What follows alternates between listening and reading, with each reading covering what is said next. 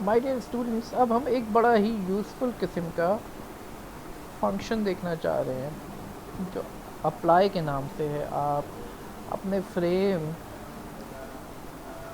पर कोई operation perform करना चाह रहे हैं, तो मैं एक फ़ंक्शन बनाऊंगा जो कि मैं चाहूँगा कि ये मेरे फ्रेम की हर रॉ के ऊपर ये अप्लाई हो। तो मिसाल के तौर पर मैं लिखता हूँ डी एफ डॉट अप्लाई, और मैं एक फंक्शन अप्लाई करता हूँ जो कि इस फ्रेम की हर रॉ पे अप्लाई होगा और मार्क्स को जो है 10 मार्क्स कम कर देगा। तो मैं एक फंक्शन बनाता हूँ, माय फंक्शन या डिक्रीमेंट का फंक्शन मैंने बनाया, और वो क्या करेगा, उसको एक रॉ मिलेगी, उस रॉ में से वो मार्क्स निकालेगा और उसमें से 10 मार्क्स माइनस करके रिटर्न कर देगा। अब मैं ये फंक्शन जो है डेटा फ्रेम पे अप्लाई करता हूँ।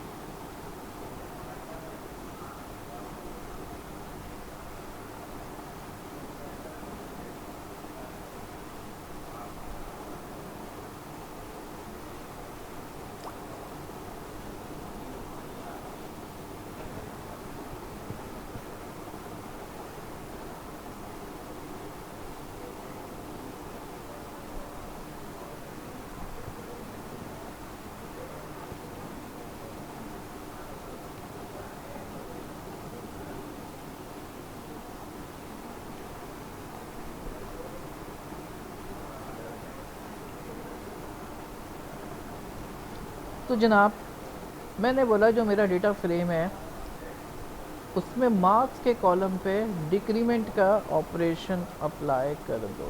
यानी होगा कुछ इस तरीके से कि जो मार्क्स का कॉलम है उसमें से पहले 80 जो है इस डिक्रीमेंट के फंक्शन को पास होगा, और ये 80 माइनस 10 करके रिटर्न कर देगा। रिटर्न जब होगा तो 70 हमें मिल जाएगा। फिर दूसरी बार 79 जो है इस डिक्रीमेंट के फंक्शन को पास ऑन होगा। तो यहाँ पर जो डिक्रीमेंट के फंक्शन को जो वैल्यूज़ पास होंगी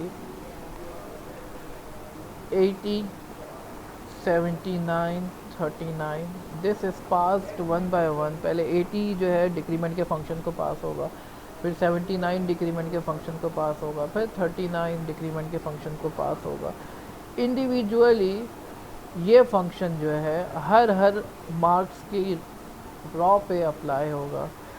जो मार्क्स की हर एंट्री के ऊपर ये फंक्शन अप्लाई होगा, और आपको जो है उसके बाद जो है एक कॉलम रिटर्न होगा। तो आप चाहें तो इस कॉलम को सेव भी कर सकते हैं अपने पास। तो इस तरीके से जो है हम आ, किसी भी स्पेसिफिक कॉलम की हर एंट्री के ऊपर कोई स्पेसिफिक ऑपरेशन परफॉर्म करना चाह रहे हैं, और वो ऑपरेशन इतना डायनामिक किस्म का है कि उसके लिए आपको कोड लिखना पड़ रहा है। सिंपल वैल्यू एडिशन या सब्ट्रैक्शन नहीं है। अभी तो यहाँ पे सिंपल एडिशन या सब्ट्रैक्शन है। ये तो हम डायरेक्ट भी कर सकते थे कि हम लिखते डी एफ मार्क्स माइनस 10 कर देते हैं हम, कि डायरेक्ट हो जाता। लेकिन अगर कोई कॉम्प्लेक्स किस्म का ऑपरेशन होता तो उसके लिए हमें जो है यहाँ पे लॉजिक लिखनी होती डिक्रीमेंट के फंक्शन के अंदर, और वो लॉजिक इतनी कॉम्प्लेक्स है कि हम सिर्फ एक लाइन में नहीं कर सकते, तो हमें उसके लिए एक फ़ंक्शन लिखना होगा। तो वहाँ पे अप्लाई का फंक्शन यूज़फुल है। इसकी मैं एक मिसाल आपको देता हूँ कि ग्रेड कैलकुलेशन करनी है मुझे। मिसाल के तौर पर ग्रेड मार्क्स की बुनियाद पर, तो अगर मार्क्स जो है 80 से अबव या 80 के बराबर है तो रिटर्न कर दो A, elif marks is greater than equal to 70, तो रिटर्न कर दो B. Elif marks is greater than equal to 60, तो रिटर्न कर दो सी। अब ये इतनी कॉम्प्लेक्स लॉजिक है, ये हम एक लाइन में नहीं कर सकते थे, ये कई लाइनें लिखी हुई है। अब इस काम को हमने ये जो ग्रेड का फंक्शन है ये मार्क्स के कॉलम पे अप्लाई करना है, और इसके बाद हमें जो है हर स्टूडेंट्स के ग्रेड मिल जाएंगे। हम चाहें तो इसको एक नया कॉलम बना के उसमें भी सेव कर सकते हैं।